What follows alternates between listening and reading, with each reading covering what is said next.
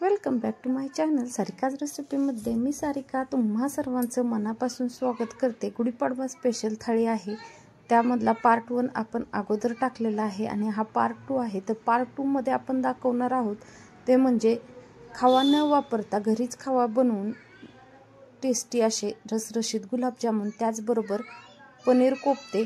तर 2 रेसिपी ह्या व्हिडिओमध्ये दाखवणार आहे, तर व्हिडिओ कुठेही स्किप न करता व्हिडिओ कंटिन्यू बघा।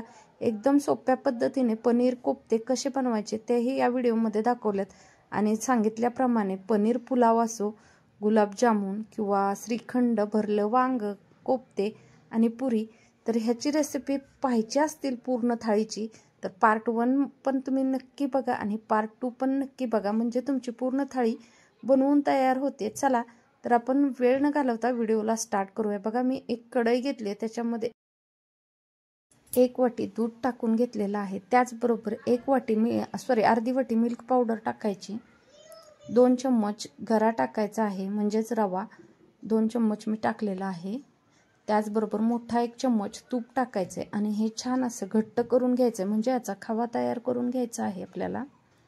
चला तर मी गॅस चालू करून घेतला आणि बघा आता ह्याचा मी खवा तयार करून घेते। एकदम झटपट असा हा खवा तयार होतोय। मी व्हिडिओ थोडासा फास्ट करून दाखवलेला आहे, कारण गॅसवरती दुधाचा खवा बनवायला पूर्ण व्हिडिओ दाखवायला खूप वेळ गेला असता, म्हणून मी थोडासा व्हिडिओ फास्ट केला आहे। बघा आपल्या त्या दूध आणि मिल्क पावडरला कसा घट्टपणा येत आहे, तर असाच घट्टपणा येईपर्यंत, गोळा तयार होईपर्यंत आपल्याला हे परतून घ्यायचं आहे। बघा कढईपासून मिश्रण आपलं बाजूला व्हायला लागलं की समजून घ्यायचं आपला खवा तयार होत आलेला आहे। चला तर आता खवा छान असा तयार होतोय, तो थंड व्हायला ठेवून देते, तोपर्यंत पाक करून घेऊया। बघा मी परत कढई घेतलेली आहे, त्याच्यामध्ये 1 वाटी साखर टाकली। आपण 1 वाटीचे गुलाबजामुन बनवतोय तर तेवढीच वाटी साखर टाकून त्याच्यामध्ये पाणी टाकून घेतलेलं आहे। आता ह्याचा आपण पाक तयार करून घ्यायचा आहे। पाकाचाही व्हिडिओ मी फास्ट करून दाखवला, एक साधारण 5 मिनिटांमध्ये पाक तयार होतो आपला, कारण साखरेचं प्रमाण कमी असल्यामुळे 5 ते 7 मिनिटांमध्ये पाक रेडी होतोय। तरी पण मी व्हिडिओ फास्ट केलेला आहे, त्याच्यामध्ये थोडासा खायचा फूड कलर, येलो कलर टाकलेला आहे बघा, जेणेकरून आपल्या गुलाबजामुनला पण कलर खूप छान यावा त्यासाठी। चला तर पाक तयार होतोय, तोपर्यंत आपला खवा थंड झालाय की नाही ते चेक करूया। बघा खवा किती सुंदर झालेला आहे, कलर वगैरे पण खूप छान आलाय आणि खवा थंड होतोय। मी स्पॅच्युलाच्या साहाय्याने खवा थंड करून घेतलेला आहे। आता ह्या खव्यामध्ये आपल्याला फक्त एक वस्तू टाकायची, ती म्हणजे वेलची पूड, आणि आता मैदा जो आहे तो टाकायचा आहे। चला तर मी तोपर्यंत 1 मिनिट मी पहिला पाक हलवून घेतला आणि बघा 4 चम्मच मी साधारण मैदा ह्याच्यामध्ये टाकते। आपल्याला हवा तेवढा मैदा ह्याच्यामध्ये टाकू शकतो, जसं की आपण गोळे करतोय तर चिरू नयेत या पद्धतीचे मऊ बॅटर होण्यासाठी जेवढा मैदा लागेल तेवढं टाका। मी 4 चम्मच मी मैदा घेतलेला आहे, म्हणजेच पाऊण वाटी मैदा घेतलेला आहे आणि तो हाताच्या साहाय्याने खव्यामध्ये चुरून घेते। बघा एकदम छान असा गोळा होईपर्यंत आपल्याला हे बॅटर चुरायचं आहे। याच्यामध्ये पाणी किंवा दुधाचा वापर करावा लागत नाही, एकदम झटपट असा गोळा तयार होतो। तुम्ही मैद्याच्या ऐवजी गव्हाच्या पिठाचाही वापर करू शकता, त्यानेही गुलाबजामुन खूप छान होतात आणि टेस्टी लागतात। चला तर आपला गोळा तयार झालेला आहे, मी चुरून घेतला आणि आता बघा अशा पद्धतीने मी सर्व गोळ्या करून घेणार आहे। गोळ्याची साईज छोटी मोठी आपल्या चॉईसनुसार करू शकतो आपण। चला तर मी अशा गोळ्या सगळ्या करून घेते। आता आपला पाक तयार झालाय की नाही ते एकदा चेक करूया। बघा आणखी 2 मिनिट आपला पाक तयार होऊ द्यायचा आहे, तयार झालेला नाही तर मी गॅसची थोडीशी फ्लेम वाढवलेली आहे आता आणि पाक तयार करून घेते। बघा पाकाला छान अशा बुडबुड्या आल्यात, 1 वाटीचा पाक आपल्याला एवढ्या गुलाबजामुनसाठी खूप होतो। चला तर पाक तयार आहे, मी काढून घेते आणि एक साईडला मी तेल अगोदर गरम करायला ठेवलं होतं ना, आता त्याच्यामध्येच तुम्हाला गुलाबजामुन तळून दाखवते। बघा 1 गुलाबजामुन मी त्यात टाकला होता, तेल तापलं की नाही ते चेक करण्यासाठी तेल तापलं तर मी आता सर्व गुलाबजामुन अशाच पद्धतीने तळून घेणार आहे। महत्त्वाची टीप म्हणजे गुलाबजामुन तळताना लगेच गुलाबजामुन तेलात टाकल्या हलवायचे नाहीत, तर 1-2 मिनिटं त्यांना आतून चांगलं शिजू द्यायचे आणि मग हलवायच्यात। आणि दुसरी गोष्ट जी आहे ती म्हणजे गॅसची फ्लेम कमी ठेवायची आणि तेलाची फ्लेम जी आहे ती कमी ठेवायची आहे। एकदम कडकडीत असं उकळलेलं तेल नको आहे आपल्याला, तर मीडियम तापलेलं तेल हवं आहे गुलाबजामुन तळण्यासाठी. चला तर गुलाबजामुन छान असे तळले जात आहेत. कलर पण गुलाबजामुनचा खूप सुंदर आलाय बघा. आहे की नाही झटपट अशी रेसिपी. मी तळलेले गुलाबजामुन काढून घेते आणि अशा पद्धतीने सर्व गुलाबजामुन मी तळून घेणार आहे. त्याचबरोबर तळल्यानंतर आपल्याला पाकामध्ये टाकावं लागतात. तर महत्त्वाची टीप आहे, एकतर पाक गरम राहू द्या किंवा तुम्ही तळलेले गुलाबजामुन गरम गरम पाकामध्ये टाका, जेणेकरून पाकामध्ये गुलाबजामुन पटकन मुरतील. तर दोन्हीतलं एक कोणतीही गोष्ट जी आहे ती गरम हवी आहे. मी पाक अगोदर करून घेतला आहे, नंतर गुलाबजामुन तळते बघा. तर हे गरम गुलाबजामुन मी पाकात टाकून घेतलेत. किती सुंदर गुलाबजामुनचा कलर आलेला आहे.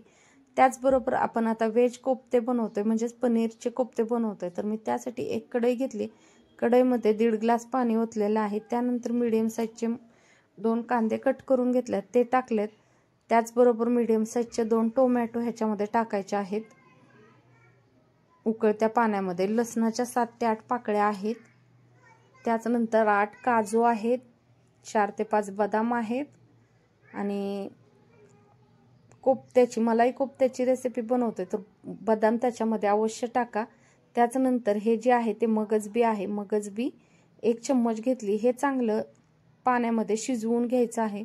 आणि दुसरी गोष्ट, पाण्यामध्ये शिजवून घेतलं तर त्यातलं जे पाणी आहे मसाला काढल्यानंतर ते आपल्याला भाजीला वापरायचं आहे.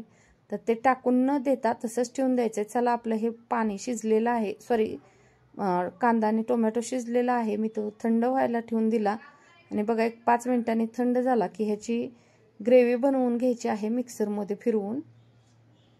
तुम्हाला जर एकदम गोल्डन कलर हवा असेल तर ह्या स्टेपला तुम्ही ह्याच्यामध्ये एक चिमूटभर हळद टाका, जेणेकरून हळद टाकली की आपल्या ग्रेव्हीला खूप छान असा गोल्डन कलर येतो मसाल्याला. चला तर हे बारीक करून घेते, तोपर्यंत कोफ्ते करूया. मी बारीक करून घेतलेला आहे मसाला. आणि आता बघा मी मोठ्या साईजचे 2 बटाटे शिजवून घेतले होते. शिजवून घेतलेले बटाटे चांगले कट करून चुरून घ्यायचे आहेत.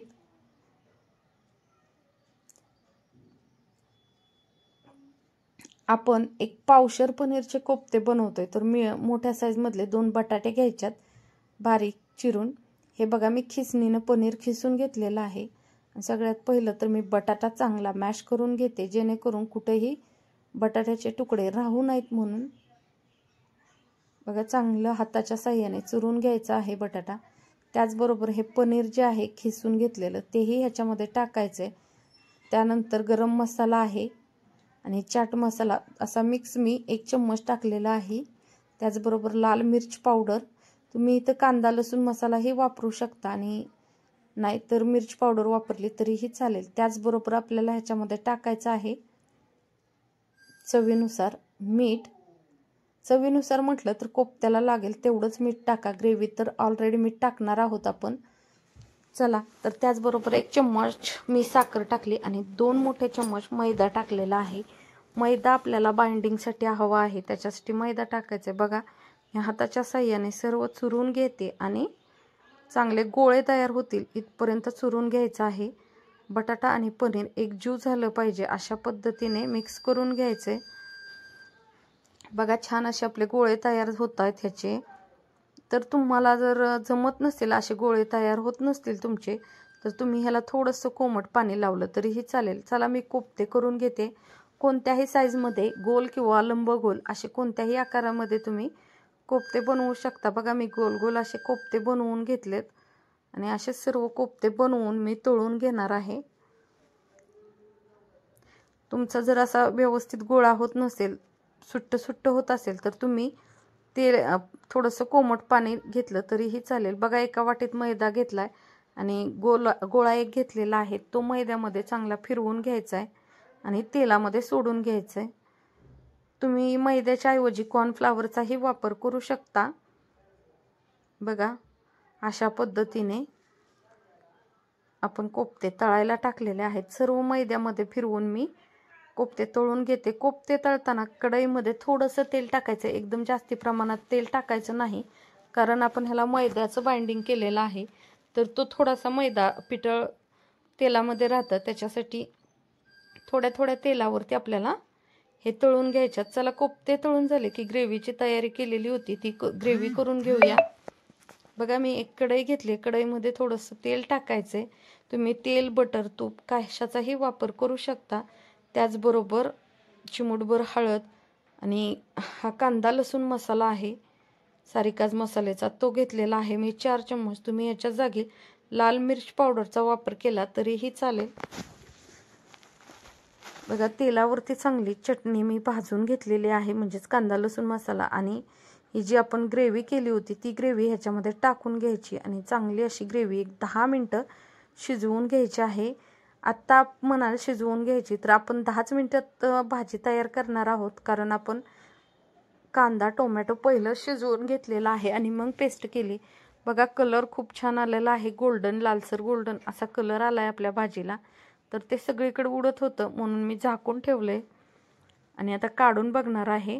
बघा किती छान असा कलर आला आहे आणि घट्ट व्हायला लागलेली आहे आपली भाजी. तर आपण आता हलवून घेऊया आणि त्याच्यामध्ये 1 वाटी दूध टाकूया. दुधामध्ये आपण मलाई कोफ्ते बनवतोय, पनीर मलाई कोफ्ते, तर दूध हे गरजेचं आहे. किंवा तुमच्याकडे व्हिपिंग क्रीम असेल किंवा फ्रेश क्रीम असेल तुम्ही त्याचाही वापर करू शकता. बघा छान अशी भाजी शिजते, तर सगळीकडे परत उडायला लागलेली आहे.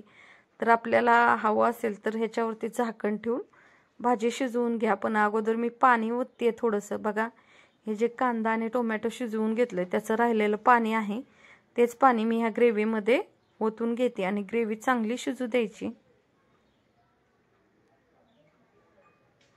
आता जे सगळीकडे उडतंय म्हणून मी ह्याच्यावरती झाकण ठेवून एक 5 मिनिटं चांगली शिजवून घेणार आहे ग्रेव्ही. बघा 5 मिनिटं झालेत. मी खोलून बघते, कलर वगैरे सुंदर आलाय. तरी पण आणखी 1-2 मिनिटं परत मी शिजायला ठेवून देणार आहे झाकण ठेवून. चला आता झाकण काढून बघूया. बघा कलर आणि कट पण थोडासा आलेला आहे. तर हे जे आपले रेडी केलेले कोफ्ते आहेत ते ह्याच्यामध्ये टाकायच्यात. आता इथं महत्त्वाची टिप आहे, तुम्ही जर भाजी लगेच खायला घेणार असाल तर उकळत्या भाजीमध्ये कोफ्ते टाका.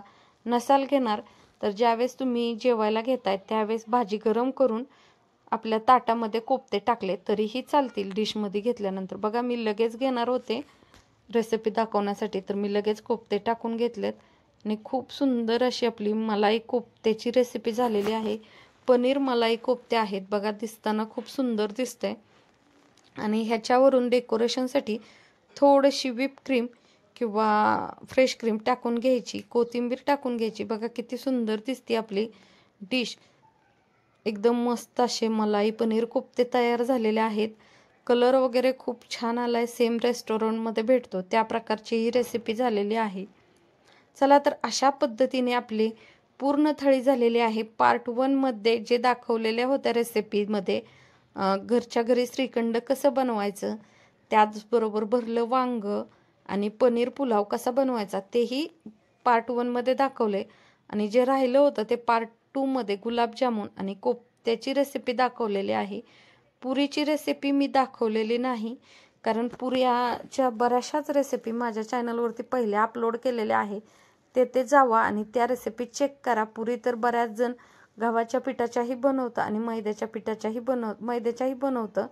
पण जर तुम्हाला मैद्याच्या पुऱ्या बनवायच्या असतील तर मैदा आणि रवा मिक्स करा. मस्त अशी पुरी टमच्या टम फुगून राहते.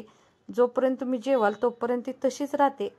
तुम्हाला ज्या पद्धतीने बनवायची त्या पद्धतीने तुम्ही पुरी बनवू शकता. चला तर मस्त अशी आपली पुरी भाजीची गुढीपाडवा स्पेशल थाळी तयार झालेली आहे. पहिल्या पुरी भाजीचे व्हिडिओ जाऊन तुम्ही नक्की बघा, म्हणजे पुऱ्या करण्याचा अंदाज तुम्हाला येईल. चला तर भेटूया पुढच्या व्हिडिओत.